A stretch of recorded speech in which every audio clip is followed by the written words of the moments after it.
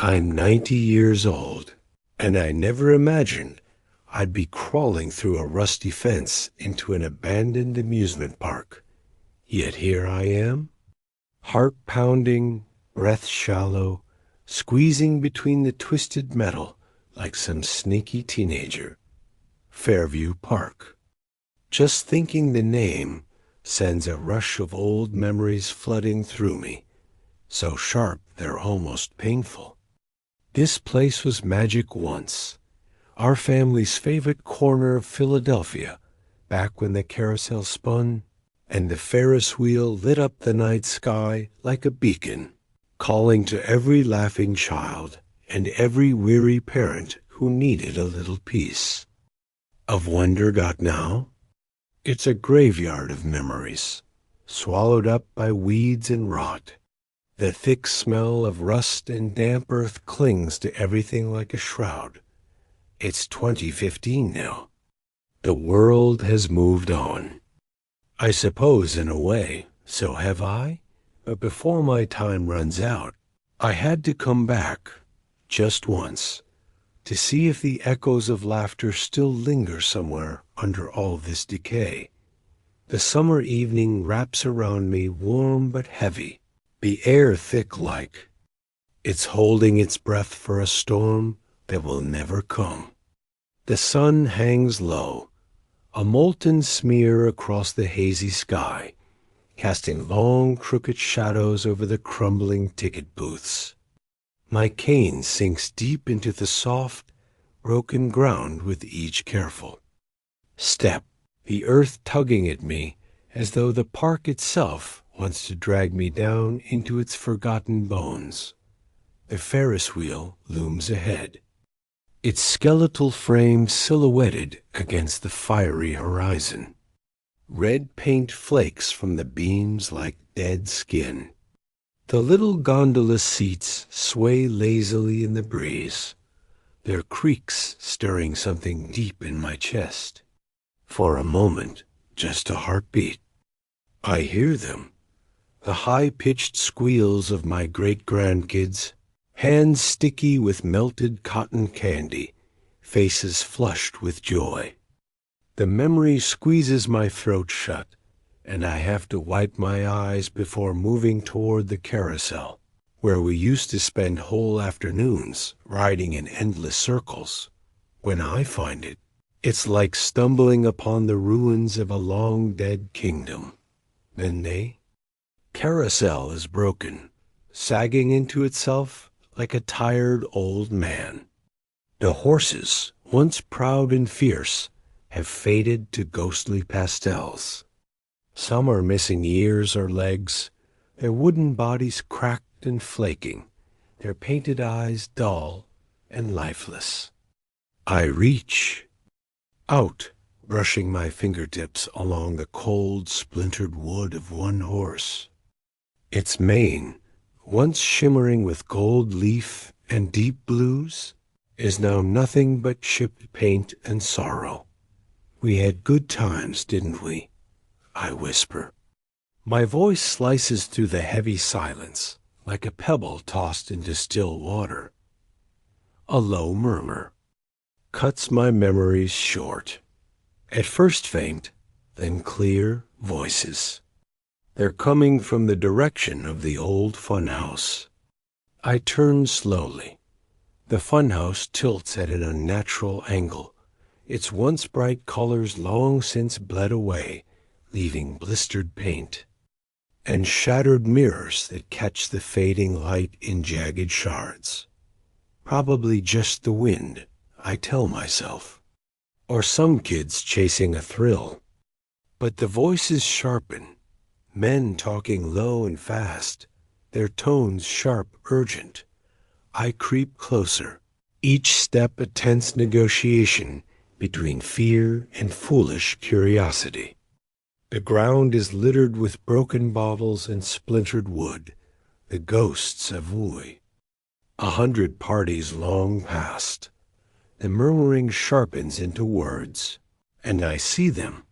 3 men huddled in a tight circle beneath the dim halo of a flickering lantern, hung from a rusted beam. They look rough, clothes dark, faces harder than oak. Arc. One unzips a duffel bag, and the glint of plastic-wrapped bundles catches my eye. My stomach drops. Drugs. I'd heard the old rumors about some cartel stashing cocaine. Inside ride parts back in the park's final years. I thought they were urban legends. But here it is, history repeating itself. I need to leave. Now, I inch backward, trying to melt into the shadows, but my cane betrays me. The metal tip taps a scrap of rusted iron, and the clang slices through. The air like a gunshot. The men freeze. Scarred face hisses, "What was that?" "Probably nothing," says Buzzcut, though his hand drops to something at his belt. "No," the third man says flatly. "Someone's here." I press myself against the funhouse wall, peeling paint sticky under my palms, my breath trapped behind my hand. "Let's finish and get out," Scarred Face mutters finally. Their voices pick up again, tense, hurried. I start to ease back, but my foot finds a root, and with a loud, awful snap, it breaks beneath me. There! Buzzcut barks. I saw something. Panic detonates in my chest. I turn and run, or something close to it, my cane barely brushing the ground as my old knees scream in protest. Behind me, boots pound the dirt, voices shouting. They're chasing me. But this park is mine. I know its bones.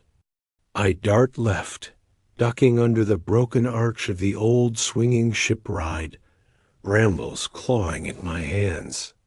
Ahead, the river gate waits, half swallowed by vines. You can't run forever, lady. Scarred Face howls. I reach the chain-link fence, rusted but still holding.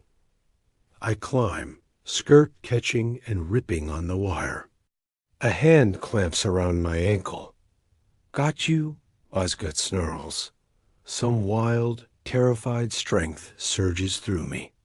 I kick back hard, heel catching his face with a crunch. He howls, lets go, and I throw myself over, hitting the gravel on the other side with a pain that makes the world blur. Headlights. A car stops in a cloud of dust. A young woman with short brown hair and round glasses leans out. "Are you okay?" Men. "In the park, drugs." I gasp. "Get in." She snaps. I collapse into the passenger seat as she floors it. "I'm Rachel," she says, eyes locked on the road. "What happened?" I tell her everything. She listens, jaw tight. "I'm a reporter," she says at last. "And you just gave me the story I've been chasing for 6 months." We drive straight to the nearest police station. The officers doubt my story at first. 90-year-old women don't usually get caught up in drug chases, but Rachel backs me up.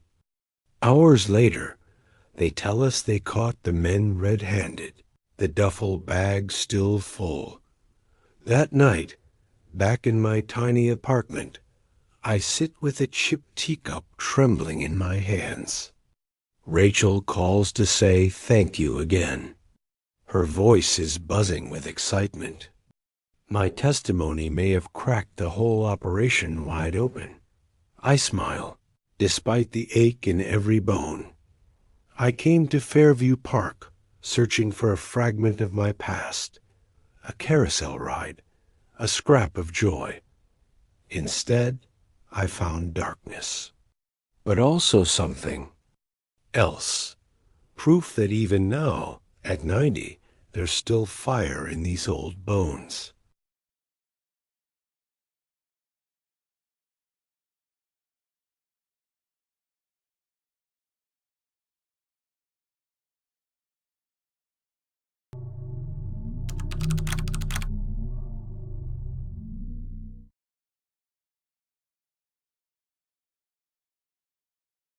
It was the summer of 1985, and in our small corner of New Jersey, there was only one place anyone wanted to be Action Park. If you've never heard of it, count yourself lucky. Locals called it Accident Park or Traction Park, but to us teenagers, it was a badge of honor to survive it. You didn't go there for safety. You went for the stories. Action Park wasn't like other amusement parks. There were no neatly uniformed staff members telling you to keep your arms inside. The ride at all times. The teenage employees, most younger than 18, barely paid attention.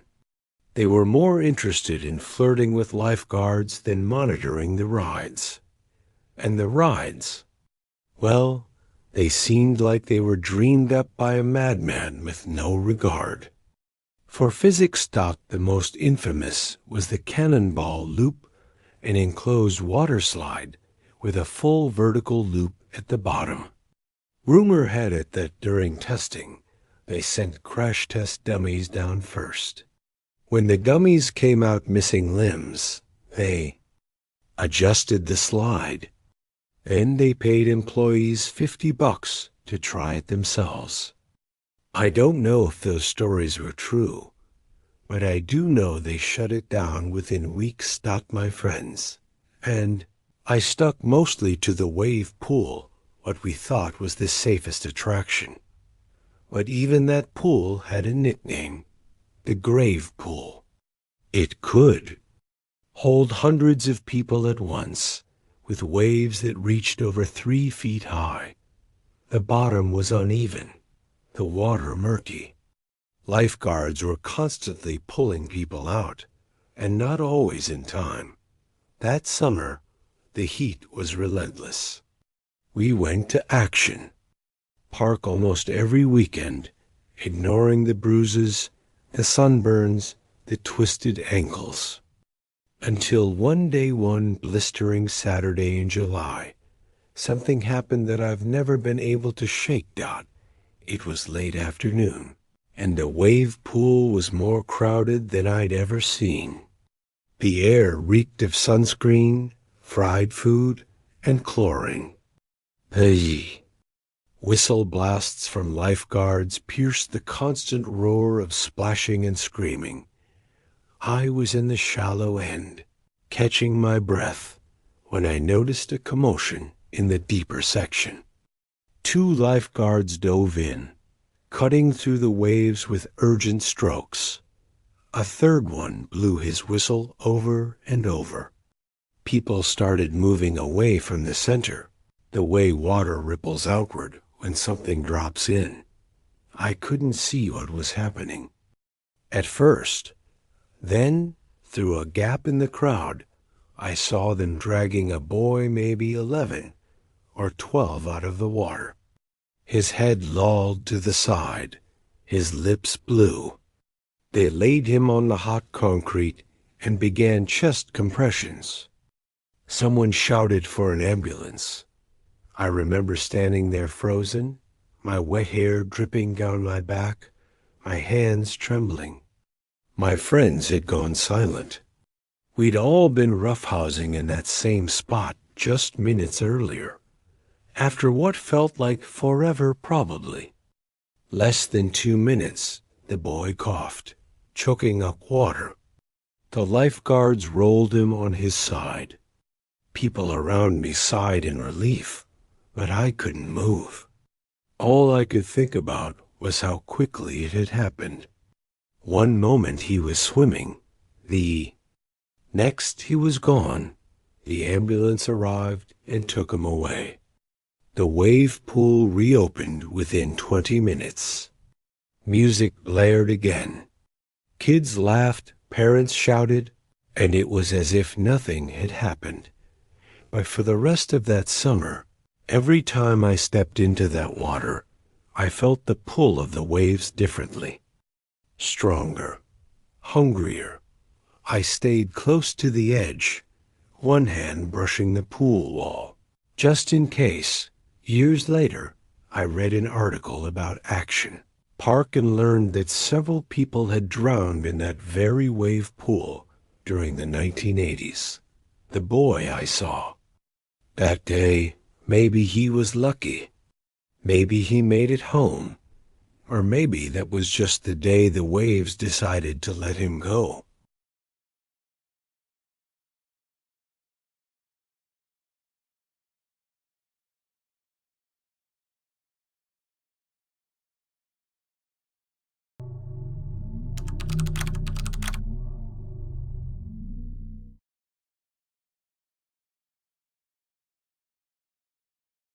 It was the summer of 2021. I was 23, broke, restless, and hanging on to whatever scraps of adventure I could afford. My friend Mason had this dumb, reckless plan to explore Harborview Island, an abandoned amusement park stranded in the middle of the Westfield River. Back in its prime, it was a shining jewel. Families lugging picnic baskets, kids racing their bikes along sunny trails, couples strolling hand in hand beneath towering maples. But by then, it was just a carcass of its former self, a ghost town of collapsing buildings, weed-choked paths, and the rusted skeletons of old rides. Years of budget cuts, neglect, and the creeping shadow of crime had hollowed it out completely. I'd read enough cautionary tales, muggings, assaults, even a stabbing a few summers earlier, to know this wasn't exactly a sightseeing tour. Still, Mason was obsessed with urban exploration, convinced that trespassing into forgotten places somehow made you a historian or a pioneer. And honestly, I didn't have much else going on. He tossed me a battered flashlight in his cramped, musty studio, grinning wide like a kid daring me to jump from a rooftop. "Come on, Nan. It's going to be creepy as hell," he said, practically buzzing. "We'll poke around, snap some pics, maybe find something cool, and be gone before anyone knows we were there." I turned the flashlight in my hands, feeling the worn, sticky rubber grip. I wasn't thrilled, but boredom is a hell of a motivator. "Fine," I muttered, stuffing it into my jacket. "But if we get jumped by some psycho with a machete, it's on you." We set out as the sun bled into the horizon, the sky bruising into purples and deep reds. The road to Harborview was cracked and cratered, tall weeds clawing through the asphalt like desperate fingers. Our headlights carved narrow tunnels of light through the gathering dusk, bouncing off faded, graffiti-smeared signs pointing toward the old zoo, the shuttered aquarium, the rotting remains of a once grand casino. We parked beside the casino. Up close, it looked worse.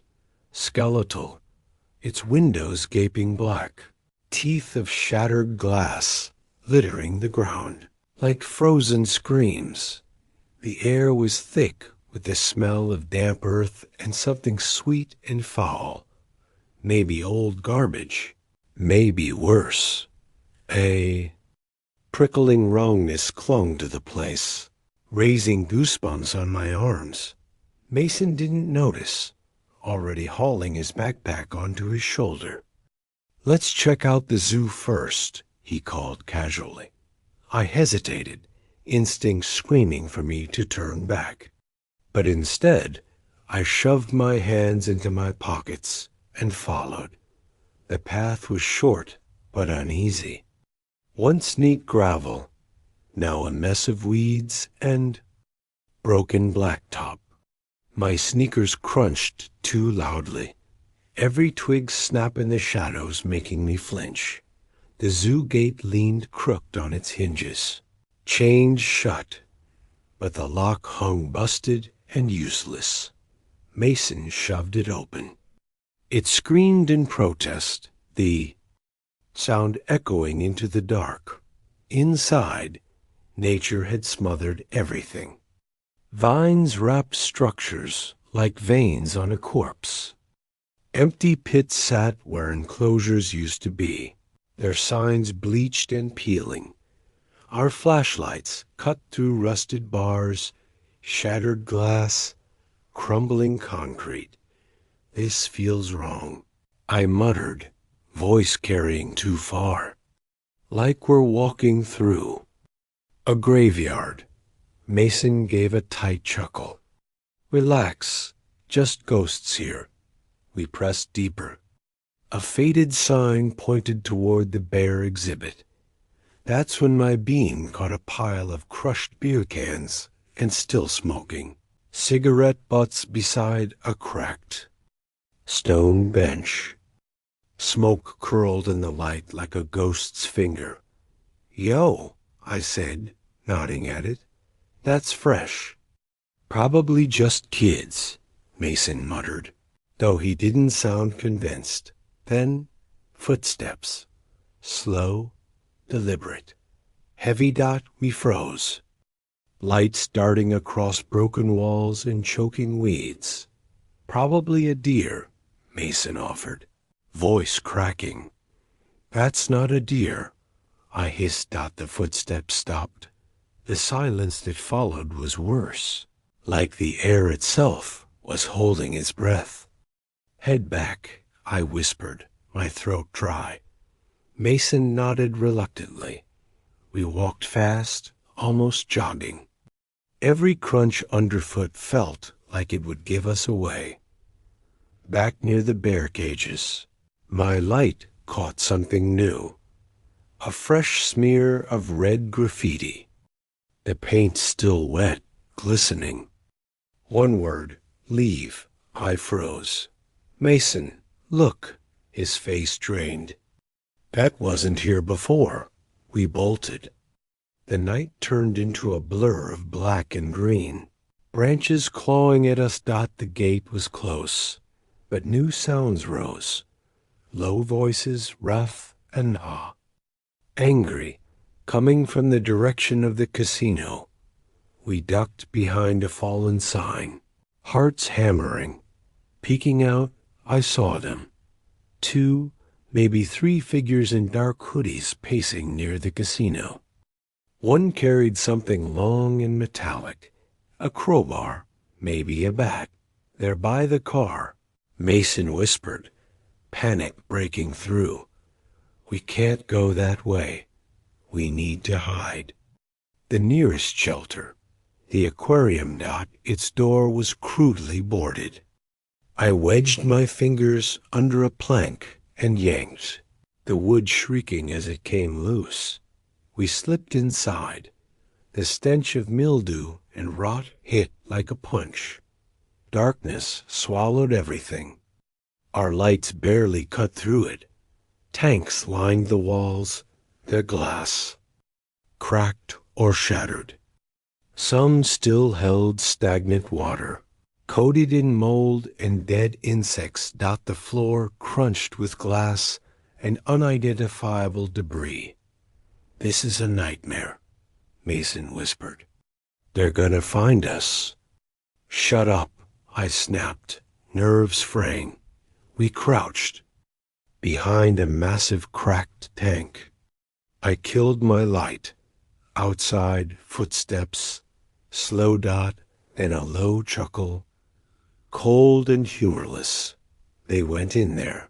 A gravelly voice said, way too close. Mason's grip crushed my arm. The aquarium door shuddered with a kick, then another. The wood splintered. Boots crossed the threshold. steps drawn out like they were savoring it. "Come out, kids," the voice called, cruelly playful. "We just want to talk." I pressed myself tighter against the tank. Mason's flashlight flickered and died. The man's breathing was close now. Heavy, hungry, then sirens. Faint at first, then louder. The footsteps hesitated. "Cops, man. Let's go," a younger voice urged. The gravelly man cursed. Then, running, we stayed frozen until blue and red strobes danced across the broken walls. A cop's voice shouted. Outside. We stumbled out with our hands raised. They barked orders, forced us to the cracked pavement. When they pieced it together, just two dumb trespassers, not the troublemakers. They let us go with a warning. "You're lucky," said one officer, an older man with tired eyes. "This place? People vanish here. Don't be one of them." We drove back in silence. Later, alone, I looked up Harborview Island again. The stories were worse. Gang activity, drug deals gone bad, assaults, and vanishings with no trace. Just another forgotten place where the world's ugliness festers. In the dark, I never went back. Neither did Mason. But sometimes, late at night, when the world's too quiet, I still hear that gravelly voice in my head, whispering, "We just want to."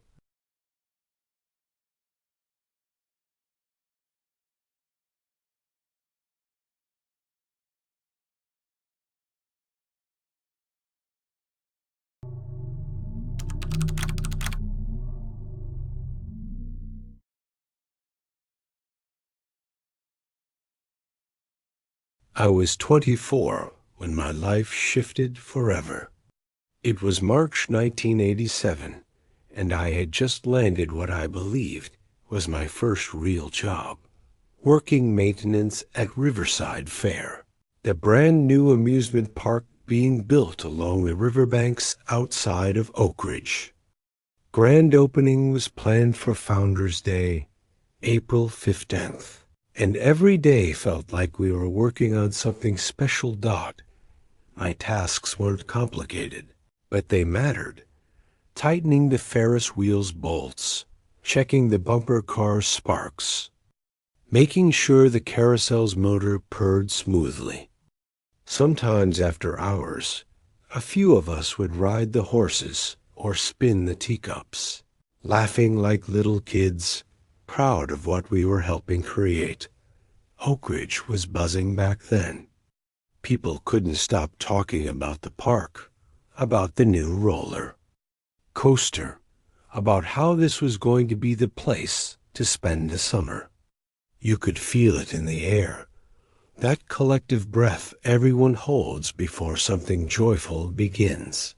But on the night of April 10th, that breath turned into something colder. I woke to a deep, rolling vibration sometime after midnight. It wasn't thunder. It was sharper, more violent, as if the ground itself had split open. Marina, my wife, stirred beside me in our cramped second-floor apartment. The thin glass in the window rattled in its frame. "What was that?" she murmured, still half asleep. Didn't answer right away. I pulled on my work boots, still dusty from that day's repairs, and stepped out onto the balcony. The air hit me instantly. Wrong. Heavy. Metallic. It carried the smell of scorched wires and hot iron. Beyond the rooftops, a strange orange glow bled upward into the cloudy night sky, far off in the direction of the Riverside chemical plant. Something in my gut twisted. This wasn't just a blown transformer. The next morning at the park, everything felt off. No casual greetings, no banter.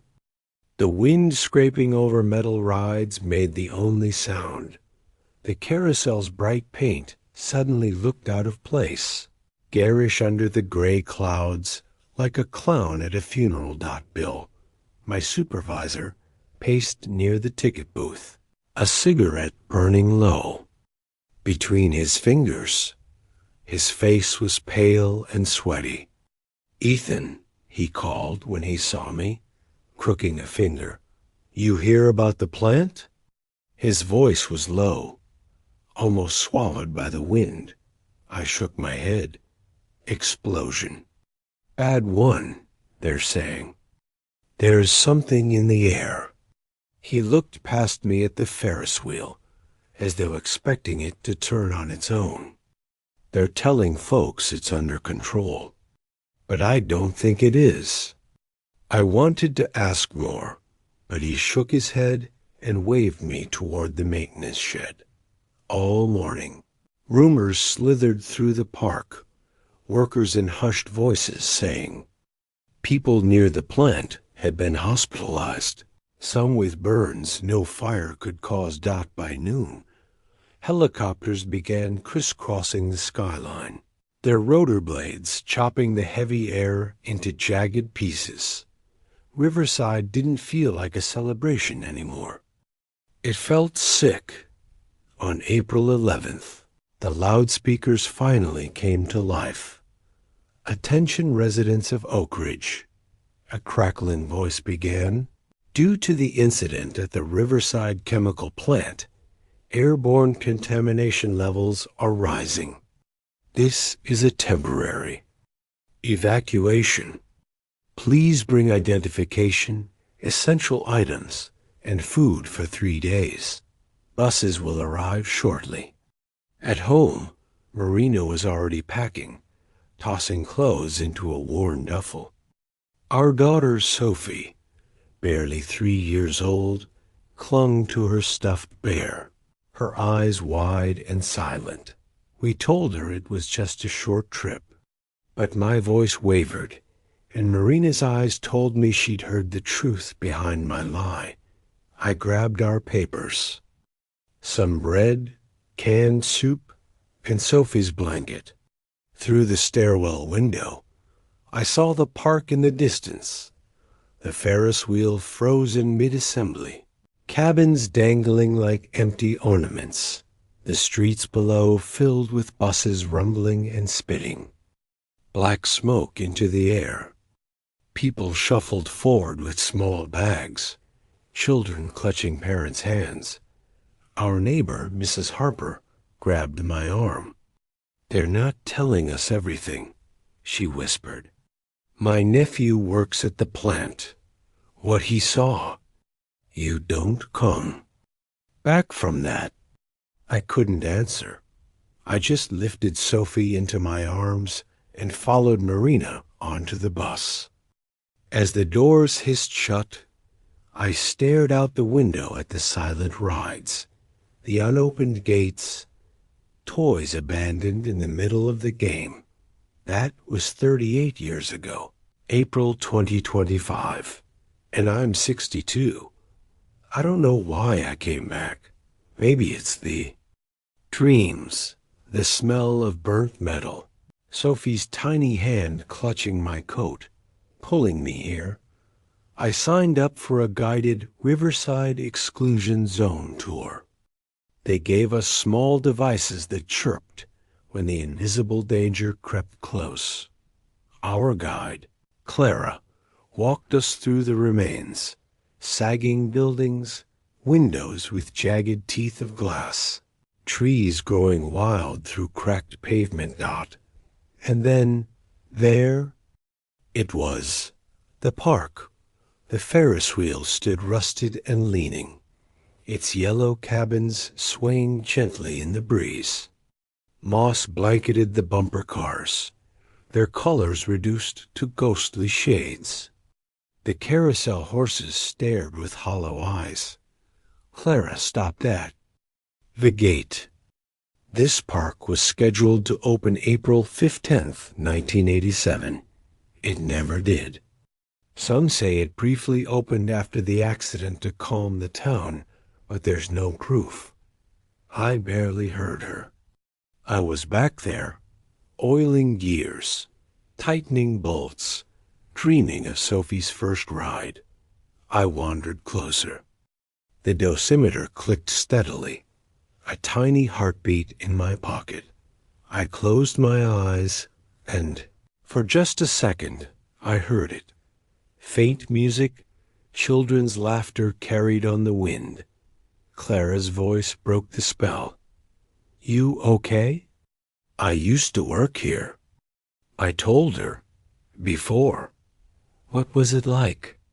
she asked softly. "Happy," I said after a pause. We thought nothing could go wrong. Near the carousel, I spotted a scrap of paper buried under leaves, a photograph, half faded, of a smiling family. It could have been us. Then I heard footsteps. Quick, light. "Hello?" My voice rang too loudly. No answer, only the groan of rusted steel. "Ethan, we're moving on." Clara called. I gave the park one last look. The locked gates, the silent rides, the Ferris wheel that never turned for Joy Dot as our bus pulled away. I watched it disappear against the bruised sky. Not haunted by ghosts, haunted by silence, by the lives that never finished living. And I know now that's a kind of horror that never leaves.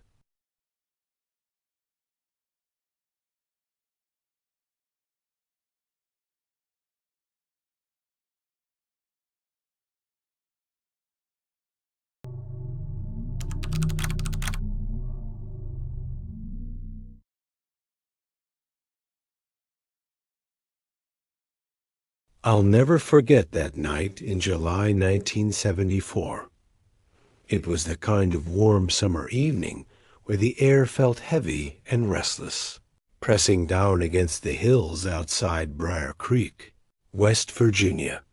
Crestwood Bluff stretched out ahead, winding along the thin ridges, and below, the little town glittered in scattered lights, each one like a trapped firefly glowing in amber. Eddie's old Ford sat parked at one of the overlooks, the chrome bumper catching the last faint glimmers of twilight. The dashboard lights hummed a soft green glow, and the radio spilled out a crackling slow ballad, filling the car with something gentle and full of promise. Eddie's hand slid into mine, without a word, his palm rough and familiar, sending that same electric twinge I'd felt since the first time we touched. The faint scent of him-fresh soap, engine grease, and something that was just Eddie wrapped around me, making the outside world dissolve. "Doesn't get prettier than this?" he said, his voice quiet, like he didn't want to break whatever spell hung between us. I smiled, leaning my head into the curve of his shoulder. "I'm just glad it's you and me," I whispered, feeling the truth of it deep in my chest. We talked like people in love always do, building a life in words. A tiny place on a quiet road. A dog that took up too much space on the couch, maybe. 2 kids with Eddie's steady eyes and my stubborn jaw. I let myself believe every bit of it, lulled by his easy laugh and the way his fingers held mine like he could keep me in this moment forever. And then the sound of motorcycles cut through. Its sharp, ugly, wrong dot at first. It was a distant growl. But it swelled, got meaner, until sudden beams of light flooded the overlook and swallowed us whole. Engines idled, snarled a circle of chrome and leather closing in. The patches on their backs were unmistakable, a grinning skull under the words. Iron vultures. Everyone around Briar Creek knew them. Whispers followed them: violence, drugs, people vanishing without a trace. Before I could move, a crowbar shattered Eddie's side window, glass exploding in jagged sprays. I screamed, shielding my face as the door wrenched open. Out! Barked a man with a long scar splitting his cheek, his voice like gravel dragged over steel. Eddie pulled me against him, whispering low and fierce, "Stay calm, Lila." But I could hear the quiver under his words. They yanked us from the car. My sundress snagged and tore on the metal.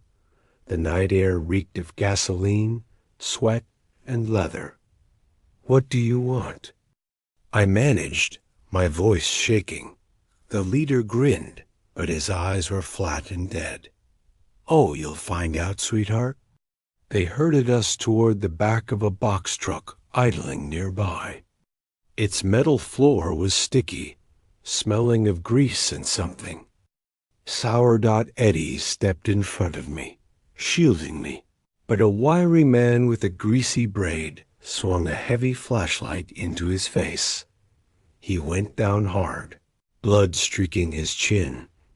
I dropped beside him, panicked, but before I could reach him, the leader seized. My arms, twisting until pain flared white in my shoulders. "Shut your mouth," he hissed, his breath hot and foul. The rest, I can barely force into thought. They hurt me, took turns, laughed like they'd already won. Eddie lay crumpled, helpless dot when the truck finally lurched to a stop. They dragged us into the night dot. We stood inside Pine Hollow Park, a dead amusement. Park I hadn't seen since childhood. Back then, it had been cotton candy, carousel music, bright lights. Now it was a corpse. The Ferris wheel stood rusting and hollow, its empty gondolas swaying like abandoned cradles. Weeds strangled the midway.